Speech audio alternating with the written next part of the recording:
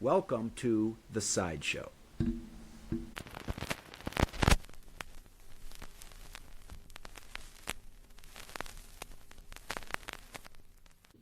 Okay, welcome to another edition of The Sideshow.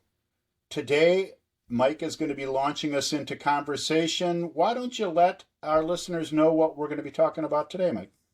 All right, thanks, Mark. Today, I want to talk. We're going to talk about one of my favorite albums from back in the day, and certainly one of my favorite album sides, and that is the Talking or not the Talking Heads, "Remain in Light" Side Two. Awesome.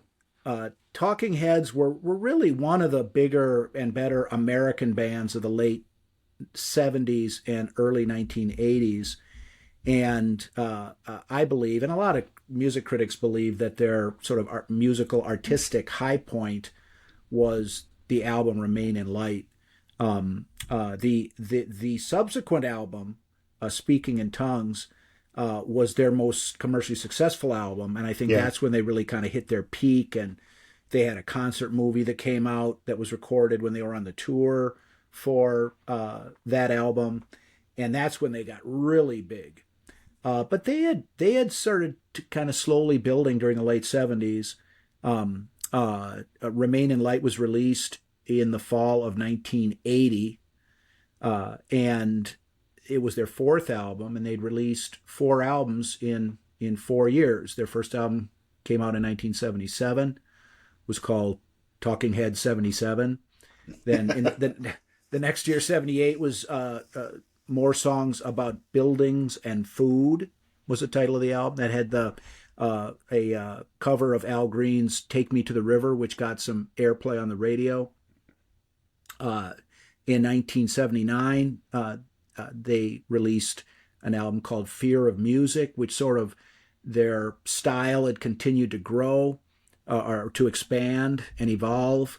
Uh, uh, and then their fourth album in 1980 was "Remain in Light," which we're going to talk about. And just kind of a brief history of the band. The sort of leader of the band, the primary singer and songwriter, named David Byrne, and the drummer, whose name is Chris Franz, were students at the Rhode Island School of Design in the early 70s. And they started a band together, which was called the Artistics. And apparently, some of the people around the Rhode Island School of Design that heard them perform referred to them kind of behind the scenes as the Autistics, which so I don't know what kind of material they were putting out at that time, but that I read that somewhere. And eventually, as they moved on, they moved to New York City together, or at least at the same time. And Chris Franz was married to a woman named Tina Weymouth, who eventually became the bass player. And they performed in New York City. They performed at a club where a lot of bands in the New York sort of punk new wave scene played, called CBGB's. The Ramones would play there. There was a New York band called Television, Patti Smith. Kind of like the people that formed Blondie would hang out there. It was that kind of scene, so to speak. And that's where they kind of drew some attention. And then as they were starting to kind of move towards their first record deal, they ended up adding a member, the fourth and final member, Jerry Harrison, who had been in a band in the Boston area called the Modern Lovers earlier in the 70s. And they were kind of one of those kind of a pre-punk, pre-new wave sort of bands. They played in the early 70s. Had been very influenced by like the Velvet Underground. The leader of that band was a guy named Jonathan Richman. So Jerry Harrison had kind of made his bones in the music industry previously, and was actually like going to school at Harvard or something like that for whatever. And he somehow caught wind of what these guys were doing down in New York, and there was some communication back and forth. And after they had secured a record deal, and actually had started to record material for their first album, he became a member. Their first album was kind of jangly pop music with sort of an odd bent to it. Psycho Killer is probably the best known song from their first album.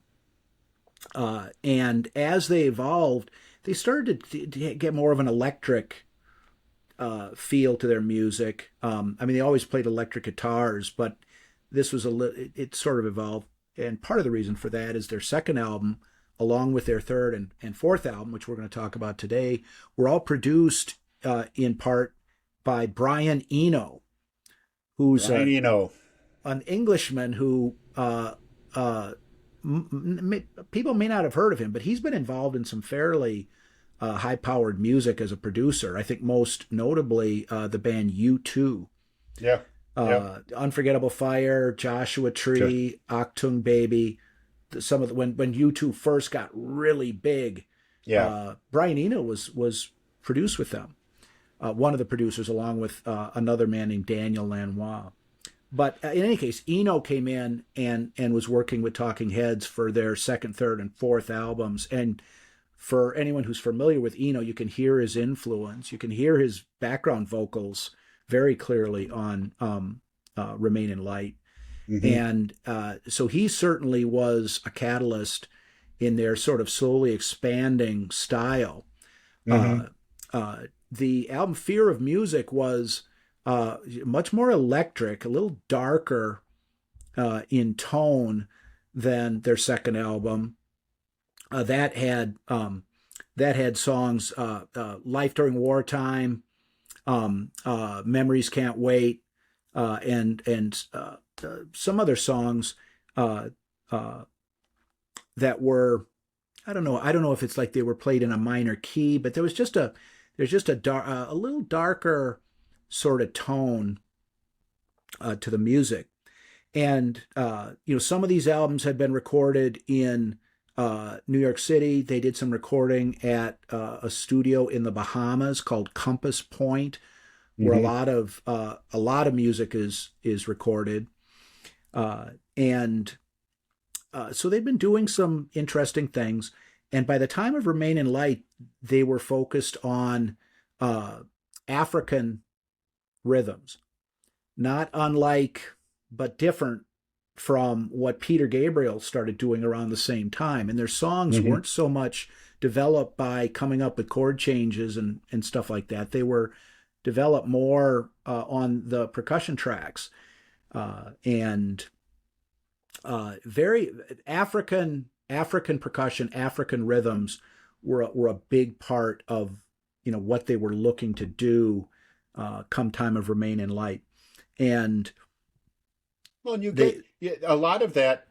This influence of Brian Eno, I think, is really significant here, because on the one hand, I mean, there's some Brian Eno music you can listen to, and your first notion is that's pretty weird. But I think what it's really about, especially working with a band like this, is that idea of trying to expand what they're considering playing and how they want to play it and how they want to put it down as an album. And when they find something like these African, pseudo rhythms and polyrhythms, I think that they refer to them as, it's like, yeah, this is something really neat that goes with, that goes with kind of the direction that we were looking for anyway. And I think someone like Eno helps them find those different things and then bring them into their music. And I think it certainly was an impact here, because you did see kind of a darker, kind of a different shade of the albums as they were going on. And I'd also agree, though, that it came to a head from a performance or talent perspective in Remain in the Light. I think that the band would look at that as what they would consider like, yeah, that was where we really made a mark as an album of good music.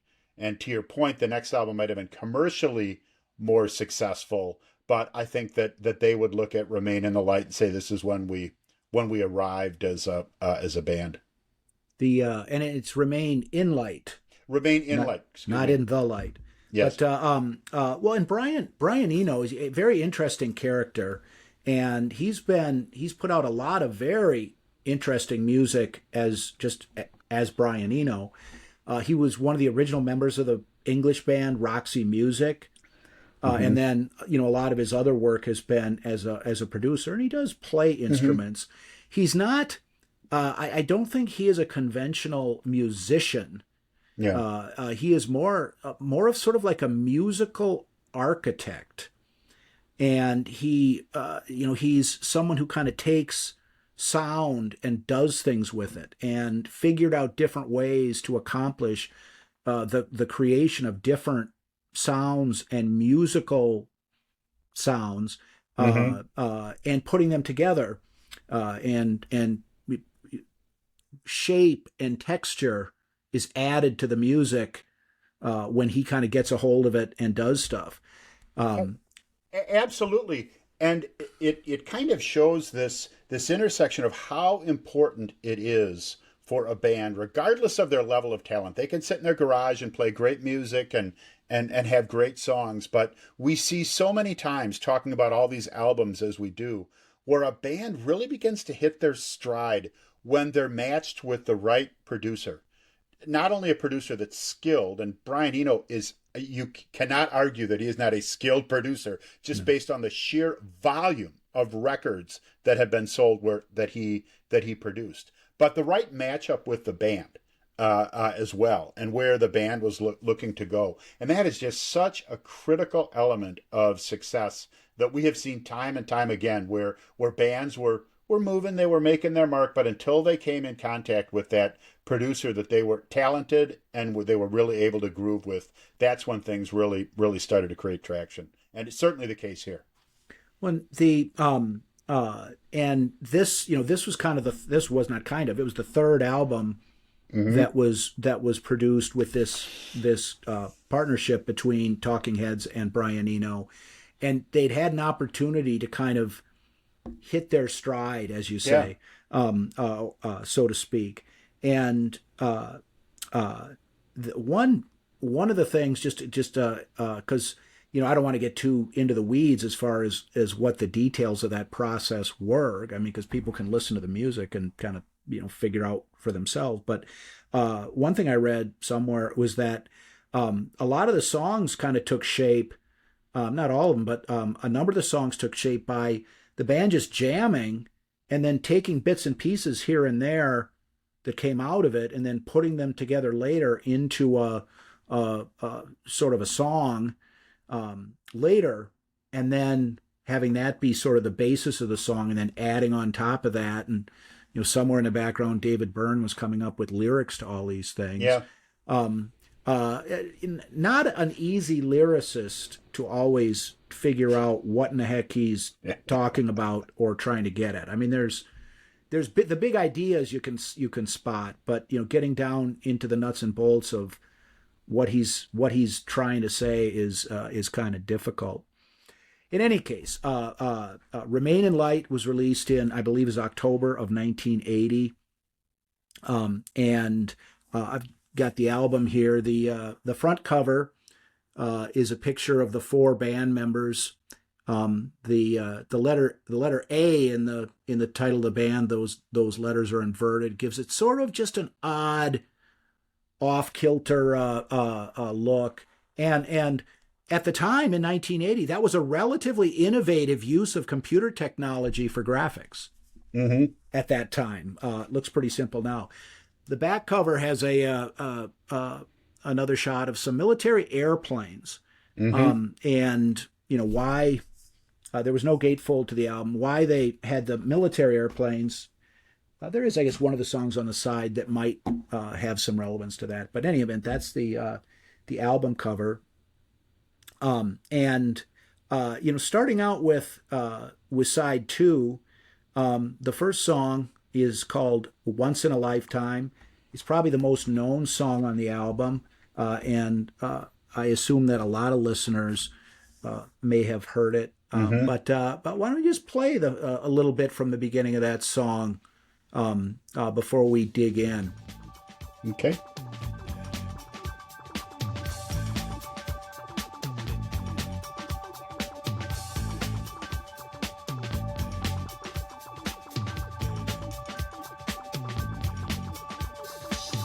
You may find yourself living in a shotgun shack, and you may find yourself in another part of the world, and you may find yourself behind the wheel of a large automobile, and you may find yourself in a beautiful house with a beautiful wife, and you may ask yourself, well, how did I get here? Letting the days go by, let the water hold me down. Letting the days go by, water flowing underground into the blue again. After the money's gone, once in a lifetime, water flowing underground. And you may ask yourself, how do I work this?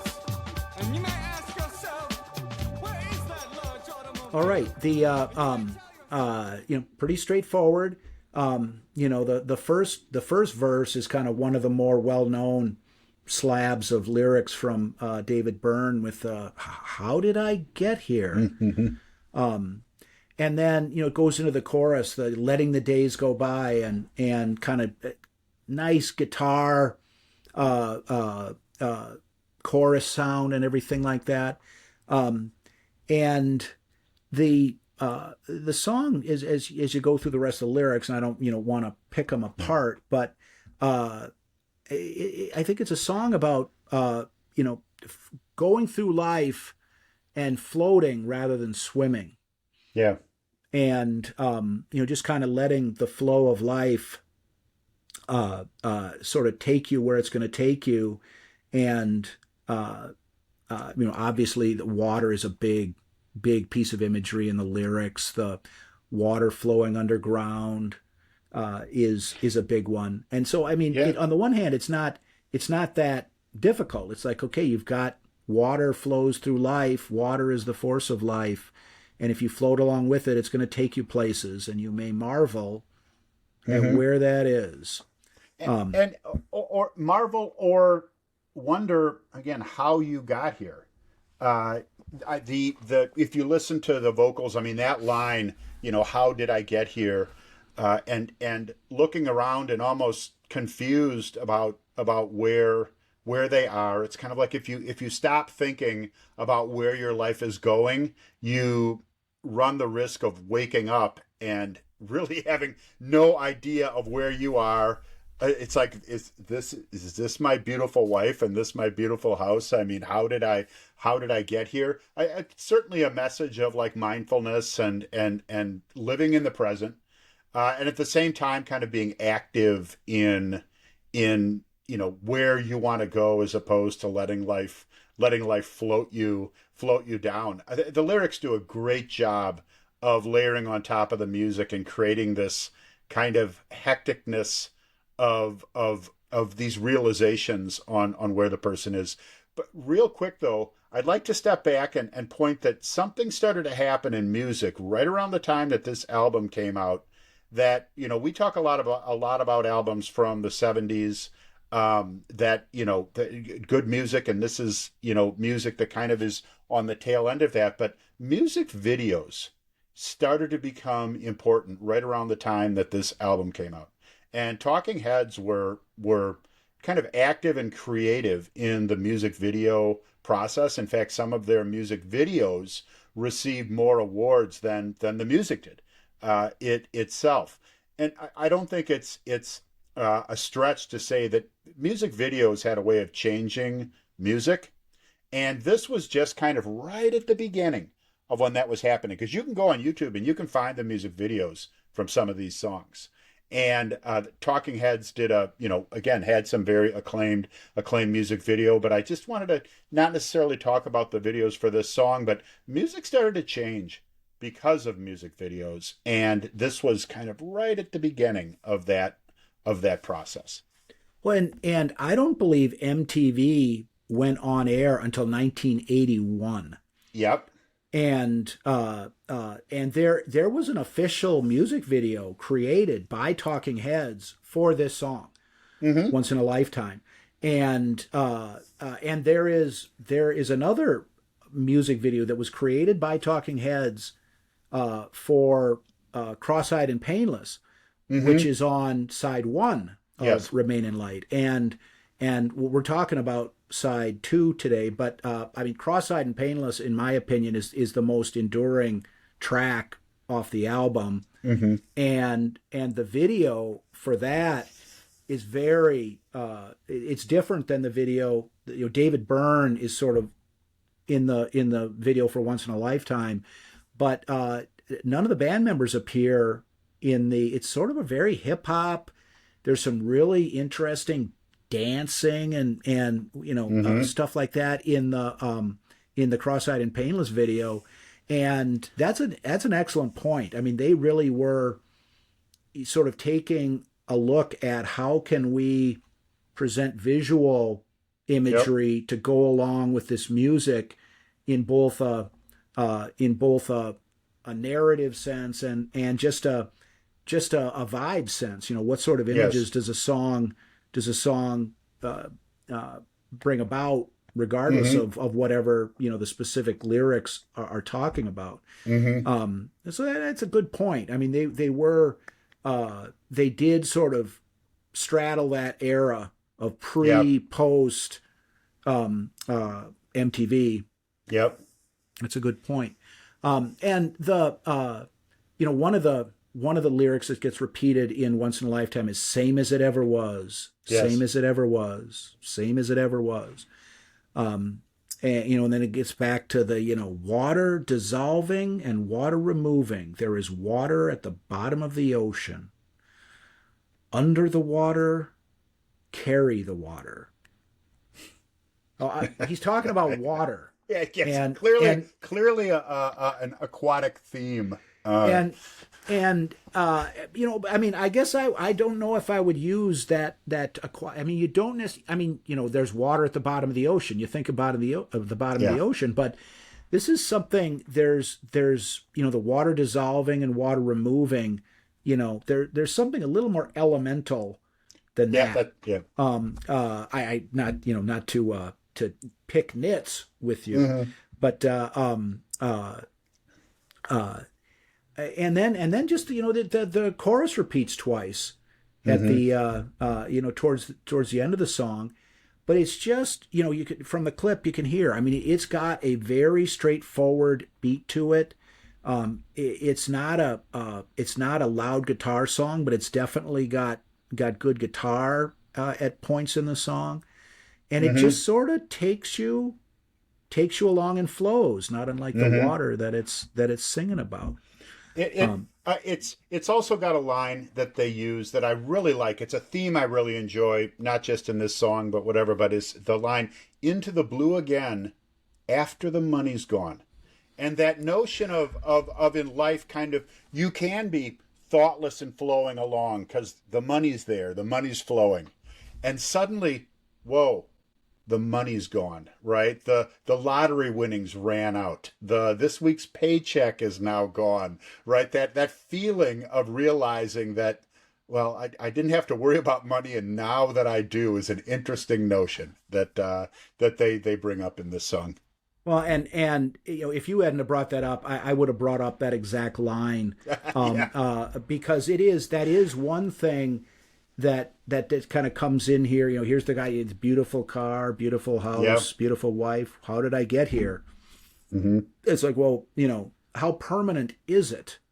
Yeah. If you don't know where you come from, and you don't know where you're going, you don't know where you are. And after the money's gone, it kind of like the Beatles lyric, out of college, money spent, see no future, pay no rent, all the money's gone, nowhere to go. So that is an excellent point, and one that I've taken note of. What you just talked about that idea of, well, is it that we don't know where we are, or we don't know how we got here, or we don't know where we're going, kind of like we don't even understand what the problem is? We're going to kind of revisit that theme in a couple songs, right? We'll be talking about something else, but I'll bring that back up again as we get a couple songs in, as we're later on in the side, a theme that they clearly focus on. Yeah. All right. In any case, once in a lifetime, one of the a big one of their bigger, or let's say one of their more well-known songs. Yeah. The second song on the side is called "Houses in Motion," and this song is a little different. It has a darker vibe to it. And it starts out with one of the kind of what I would call a typical David Byrne lyric. And at the very beginning, the opening lyrics start, for a long time I felt without style or grace, wearing shoes with no socks in cold weather. I knew my heart was in the right place. I knew I'd be able to do these things. And that's I think of that, and I think that's typical David Byrne Yeah. stuff. This song I think is also it's in some ways it's kind of the inverse of the previous song, Once in a Lifetime, where someone just is sort of floating through life. Here I think the focus is on someone who may be paying too much attention to what they're doing and where they're trying to go. I'm living in, eventually, the lyrics go to, I'm visiting houses in motion. Two different houses surround you in the last verse. And I think that this song is about someone who is so keyed in to what they're doing that they basically are surrounded by two houses, one of which is what they want to be doing or where they want to be going, and the other house is the way it actually is. Mm-hmm. And I'd agree that there is this kind of a duality that it talks about. It's almost like there's concern for some of these superficial things, that the constant notion of striving for that makes you kind of robotic almost, and you end up kind of robotically moving through life thinking you're on the path. I'm supposed to wear shoes with no socks because that's the cool thing, right? But you're losing track of where you really wanted to go. And just by the way, I'm just going to interject. There was a certain point in my life where I realized that actually was a thing that people did. It's like they went and I wear shoes with no socks. I was never into it. I want to get on the record right now. The notion of walking around all the time wearing shoes with no socks drives me freaking nuts. Let me just get that out there right now. No commentary on the song. I'm more talking about the habits of people walking down the street. Grosses me out. Anyway, back to the song. Well, and I mean, there's certainly in the next track, there's things about doing things because you think that's what is going to look better to other people. Yep. And what am I doing? One of the things that happened around the time of this album was when the band was performing live and also in the studio. They had additional musicians that would play with them. Yeah.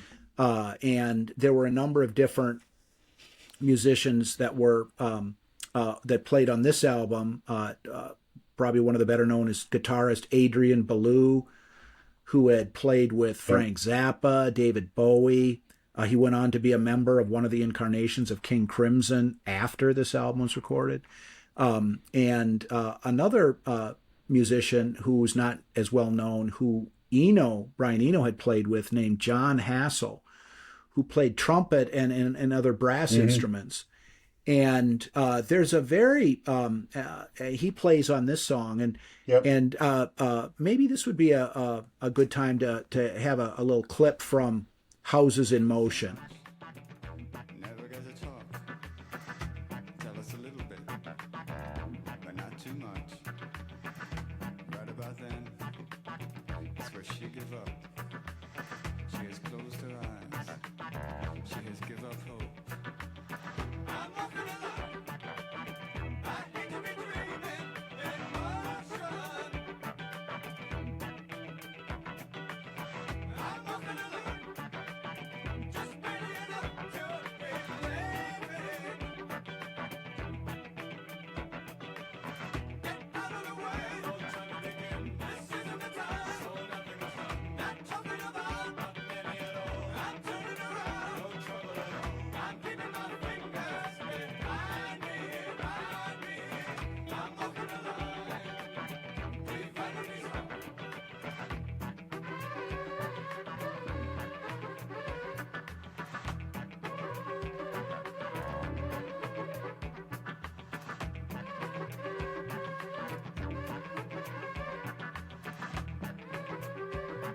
All right, and you could hear at the end of that clip that that's a trumpet.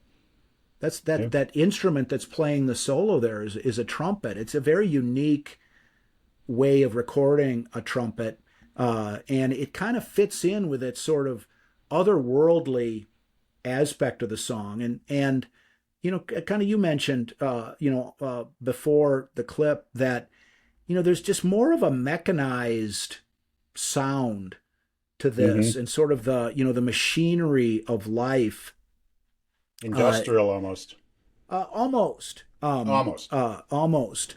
And that trumpet solo, it just has a much more otherworldly sound than a guitar could provide. And Adrian Belew could he could create some weird sounds from his guitar. So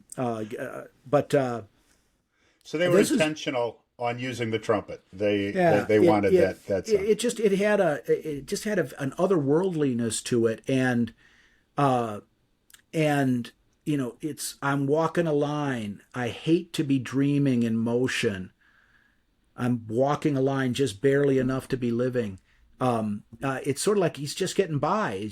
He's working hard. The singer is working hard, but isn't really getting anywhere in his mind. And get out of the way. No time to begin. This isn't the time. So nothing was done.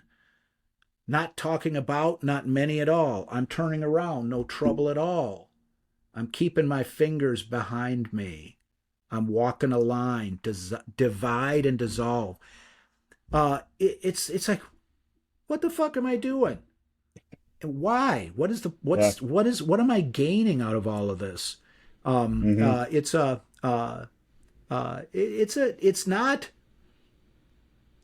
think it's a song about someone who's putting more thought into their life and is not as happy as the person in the previous song who was kind of allowing themselves to flow with the current, so to speak. Now, I don't think there's any intentional message between combining those two songs, because I think that the songs are a little more nuanced than I'm able to get at, but very different. A very different song than the first song, but both of them have kind of a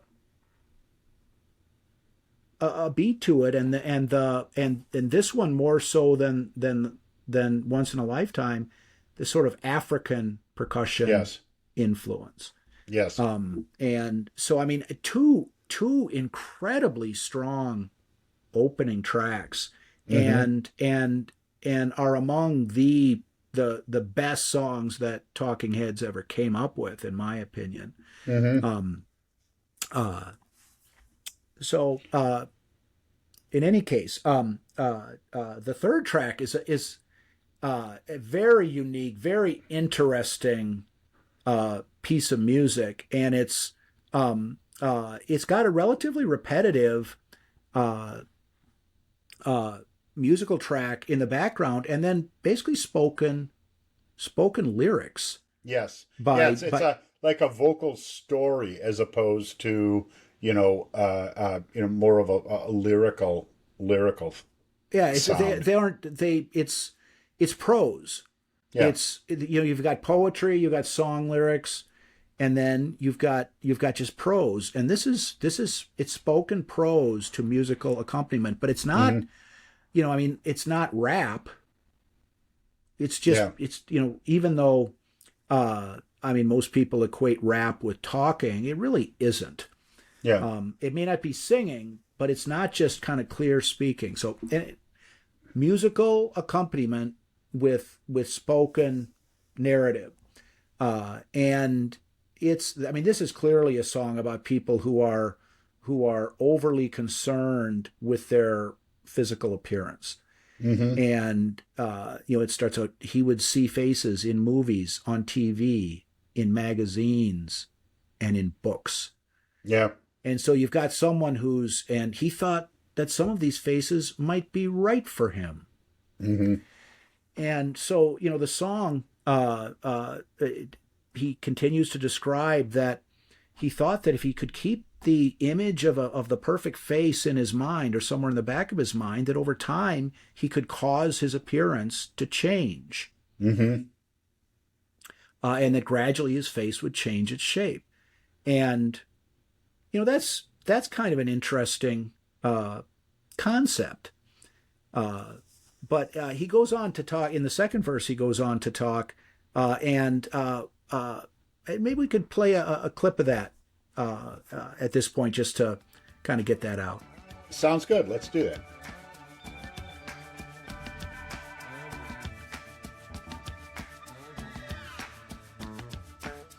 He imagined that this was an ability he shared with most other people.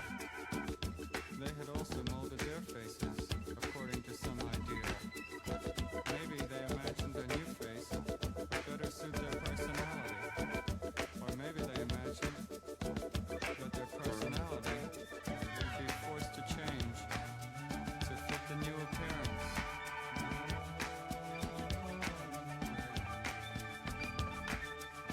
This is why first impressions are often correct.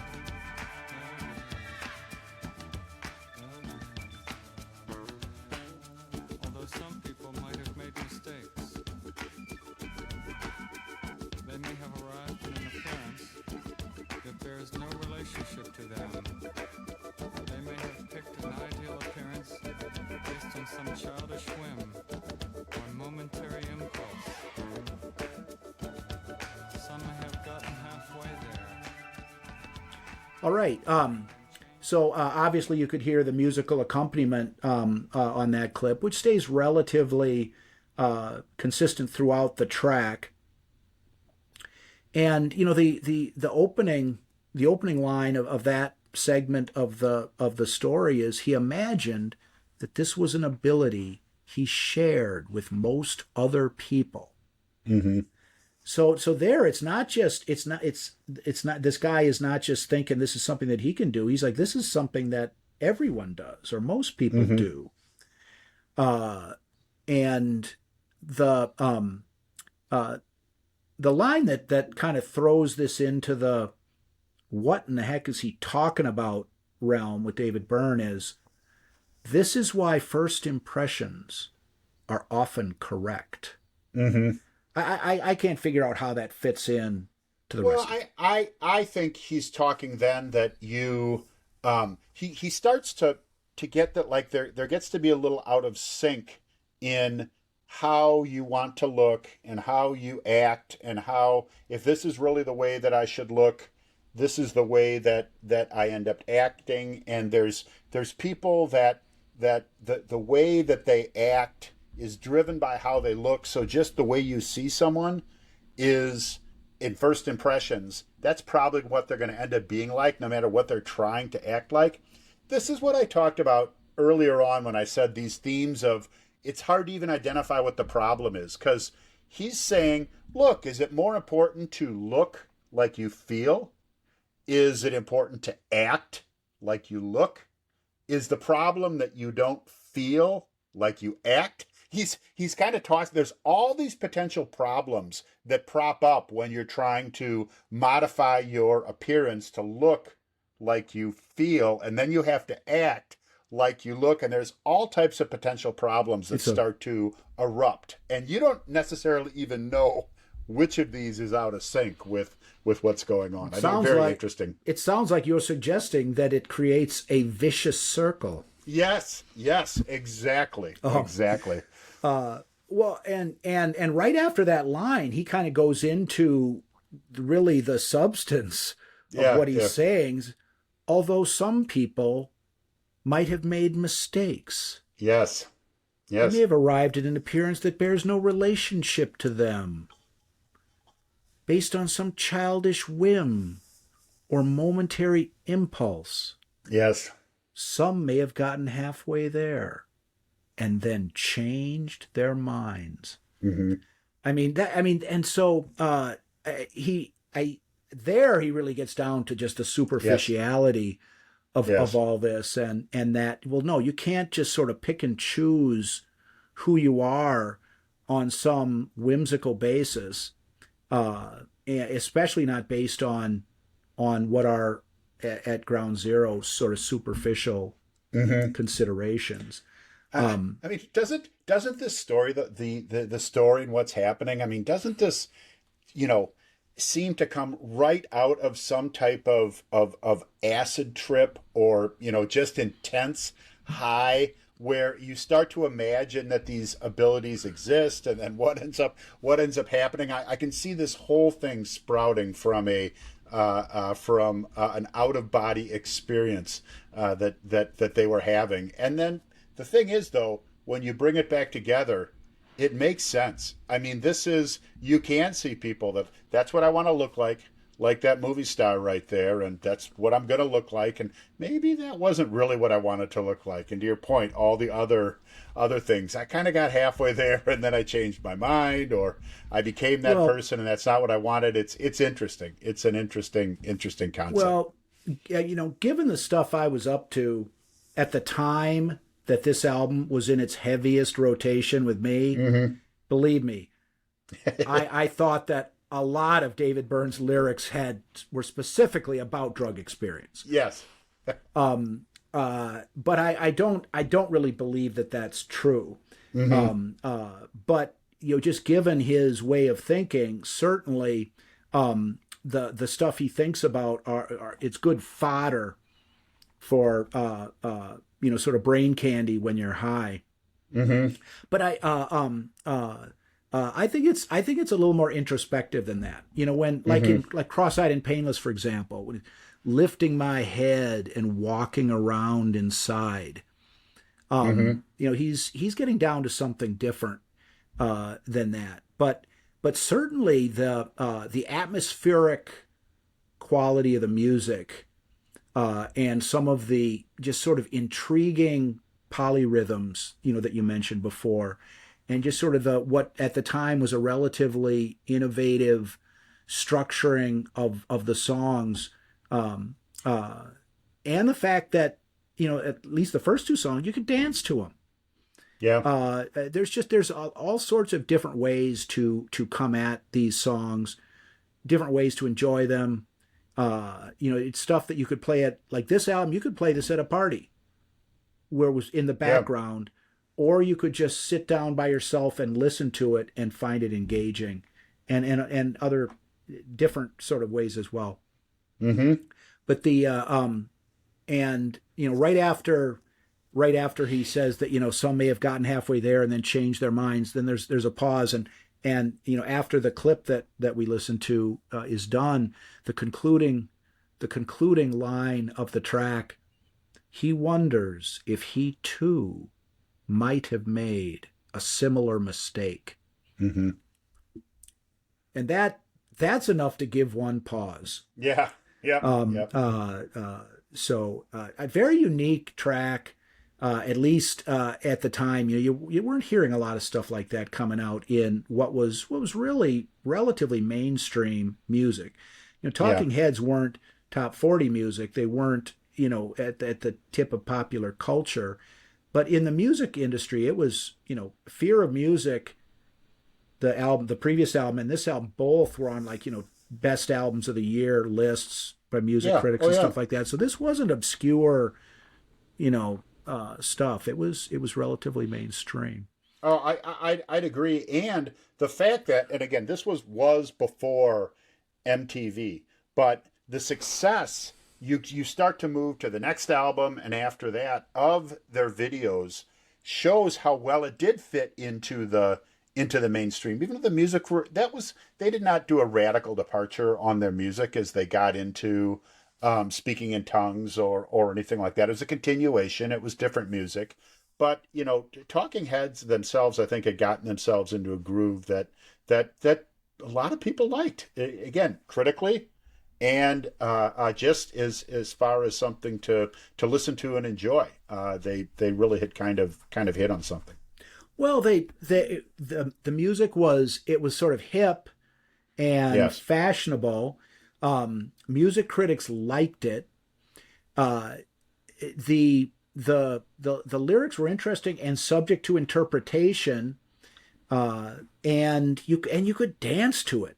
I mean, not this song that we just finished talking about. Yeah. And Seen and Not Seen. I guess I don't know if I ever said the name of the song. The third track is called Seen and Not Seen. But yeah, no, they did. They just managed to combine a number of different things that coalesced together at the right time, and were just appealing to a lot of people. Also, we're able to, as far as a brand of a band, not only have enjoyable music, some music that hit the charts and did pretty well in the charts, but they also had a reputation as just a cool band. It's like, oh yeah, Talking Head, cool. A good band. Cool people listened to Talking Heads. Just incredible branding. Whether it was intentional or not, they certainly achieved it. Well, and I think that when they toured, and I don't know whether it was, they toured between Fear of Music and Remain in Light, and they toured after Remain in Light. But they went on tour with a band that included Adrian Belew, Percy Jones as a bass player, and some of the musicians that went on, and like I think Bernie Worrell, who was one of the keyboard players who performs in the concert movie Stop Making Sense. And I'll tell you, that would have been, I mean, they were a very well regarded live band. Yeah. And when they first started playing after around the time of their first album, they were kind of a quirky, sort of new wavy band. But by the time that they were touring for Fear of Music and Remain in Light, I mean, they were a unique, very strong international concert band. Yeah. They were going out and playing, and they were, within, kind of within the parameters of their audience, they were a well-regarded live act. And if people want to come see you perform live and you're putting out good albums, that's a lot of the best combinations we've talked about in some of the records that we do on the Sideshow are bands that were able to achieve both of those things. Oh, absolutely. And however, Talking Heads did run into the same issue that a lot of bands do that are able to meet that. They're a touring band and they want to do that, but as the music, the album studio music gets more complex, gets more intricate, we've brought in now these kind of African tones and that type of thing. It's harder to do it live. Yeah. It's hard to do live with this 4-person lineup that you had done, which is why the touring began to include more people. Then you start to bring in strings and these other things, and it becomes much more difficult to maintain that as the complexity of your studio albums starts to grow. And the Talking Heads did encounter this as we start to get past this point in their. In fact, I believe they after Stop Making Sense, the Speaking in Tongues tour, but that whole kind of popular tour video, they stopped touring. Yeah. They continue to produce some albums, but again, it gets hard to give people what they're looking for on the stage. Well, they were able to build on to, like, by the time of Stop Making Sense, or Speaking in Tongues was their subsequent album, and that album didn't come out until 1983. Yeah. So their first 4 albums came out, 1 year apart, and then their 5th album, Speaking in Tongues, it took 3 years. Yeah. And the rest did them good because they were still up there, and their live performances were good at that time. Yeah. But you're right. After that was basically the high point of the Talking Heads, of Talking Heads. Going back to Remain in Light, moving on to track number 4. And this is one of the more lyrically straightforward songs the Talking Heads that Talking Heads ever put out. It's called, the name of the song is Listening Wind, and it is a slower, sort of mournful song. Definitely maintains sort of the African, sort of third world percussive bass. Yeah. Kind of an Arabic sound almost to it as well. There is, and there's a character in the song named Mojik, And I mean, the song is about a third world terrorist. Mm-hmm. It's pretty straightforward. If you listen to the lyrics, it's Mojik sees his village from a nearby hill. Mojik thinks of days before Americans came, and this is in 1980 when this album came out. I mean, so this is more than 2 decades before 9/11. Mm-hmm. And he's talking about not, there's no concern about, you know, uh, you know, ter- you know, radical Islamic terrorism coming to the United States. That's not what the song is about. The Yeah. song is about when, American interests sort of came into a third world country, whether that was because there was oil there or there were mines there or there were, fruit companies or whatever it might be. But here's Mojik is living in his country, and he serves the foreigners in growing numbers, sees them in their fancy houses. And sort of it's the perspective of someone who lives in their own country and didn't necessarily feel like they had any problems, when they were all by themselves, even if it was a relatively primitive lifestyle. Yeah. But then when, these Westerners come in, it sort of changes things over. And the guy is singing about the wind in my heart and the dust in my head, the wind in my heart come to drive them away. And maybe we can listen to a track that has some of the lyrics here. Sure. And the song. Let's listen to it. In his quivering hands, Moshe sends the package to the American man. Softly, he glides along the streets and alleys. Up comes the wind that makes them run for cover. He feels the time is surely now or never more. The wind in my heart, the wind in my heart, dust in my head, dust in my head. The wind in my heart, the wind in my heart, come to drive them away, drive them away.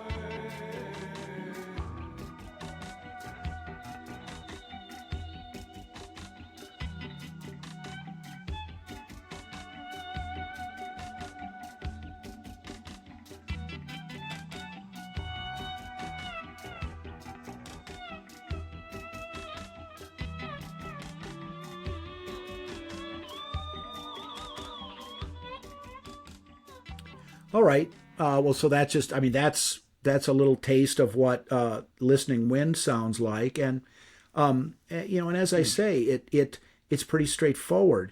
You mentioned that, yes, okay, talking about terrorism 20 years before 9/11. I mean, it's not like terrorism didn't exist. In fact, you're talking 70s, early 80s. This is like Red Army faction, Baader Meinhof group, the Basque terrorists. I mean, there was a lot of terrorism going on in the world. We didn't necessarily, feel it or were as impacted enough, but certainly a relevant song to many people globally.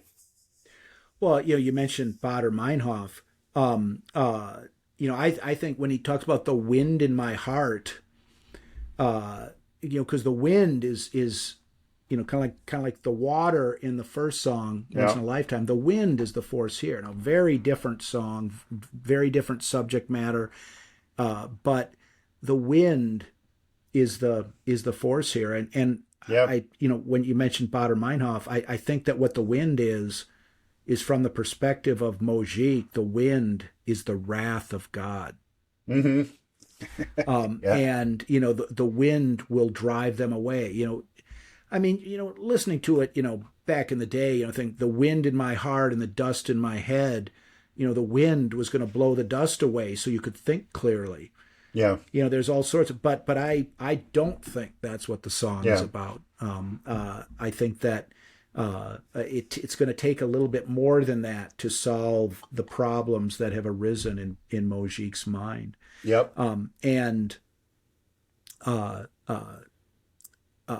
it just it's much different than any of the other songs on the album, just in tone, and it's but it's a haunting song. Yeah. It really is. I saw someone describe it as almost a prayer or prayer like song. It is. It's a haunting. I think is a good description of it.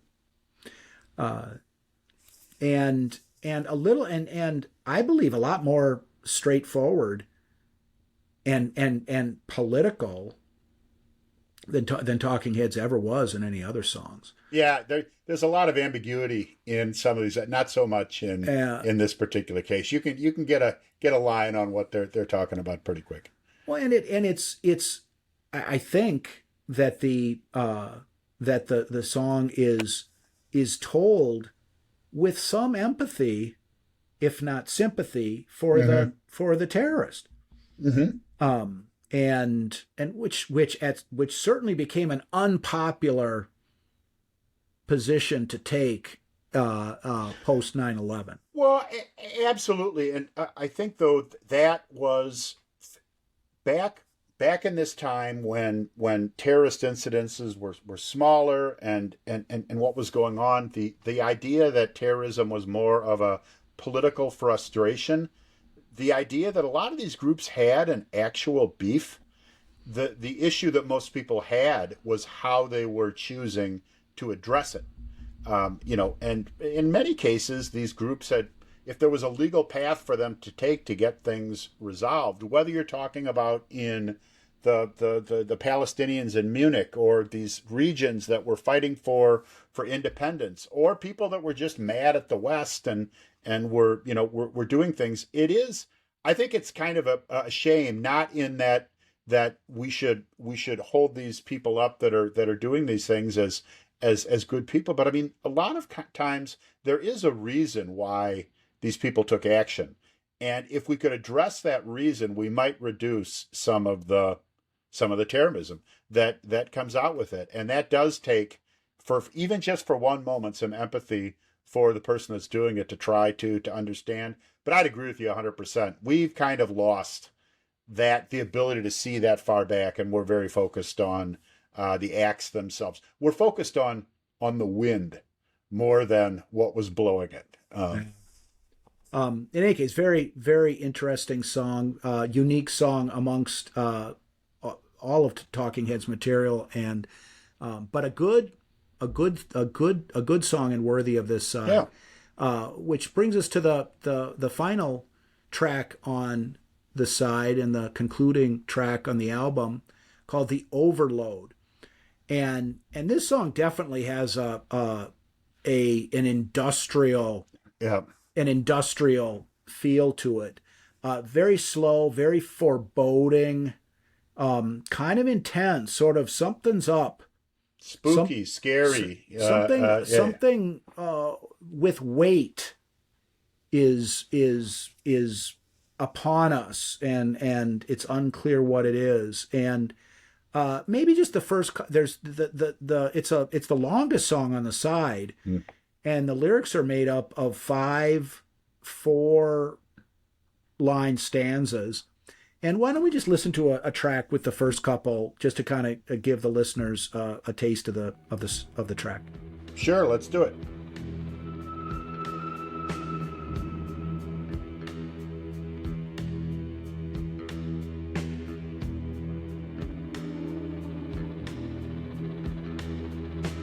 Terrible signal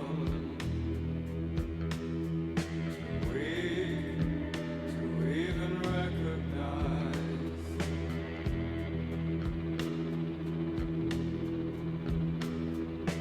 Gentle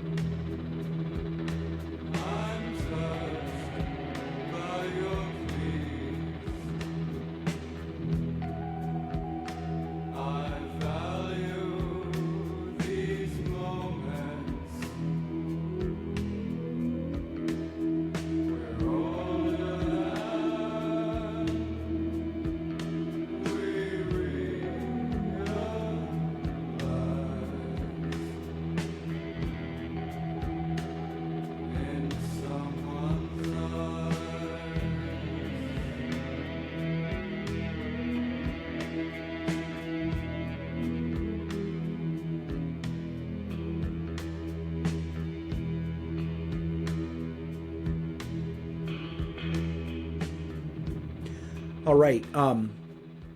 So that is the overload basically, and the I think the most significant lyric in the clip there is a gentle collapsing, Yeah. and without getting too English majory on everybody, I think that this song is kind of the inverse of the first stanza in the poem "The Second Coming."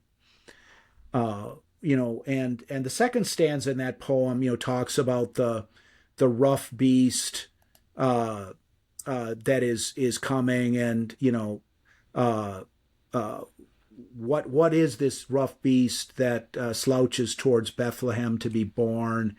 But the first stanza of that poem, it basically is describing the world as it existed in the poet's mind at that time.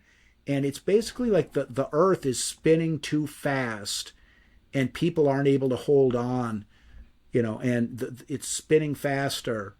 Things fall apart. The center does not hold.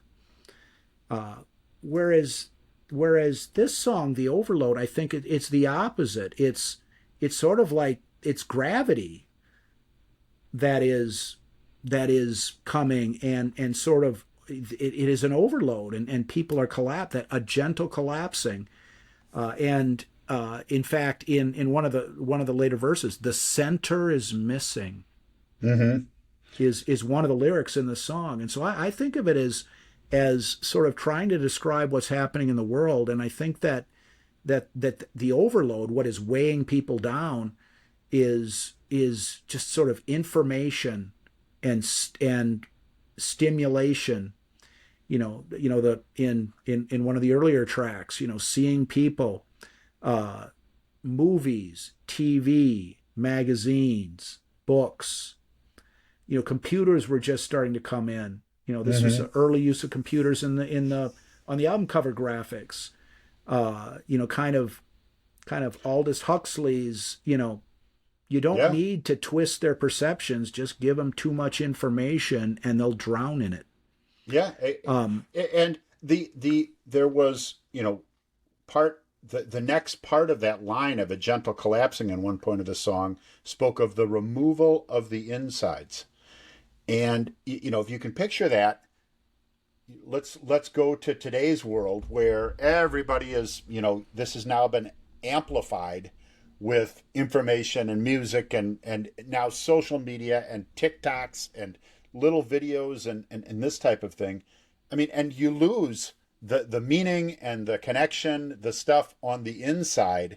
When that gets lost, it might be gentle and it might be slow and you might not even notice it, but it's collapsing all the same under the weight of that. Well, sort of the when the I don't want to get too philosophical here, but one of the things that I think this song is touching on is the ratio between content and format. Mm-hmm.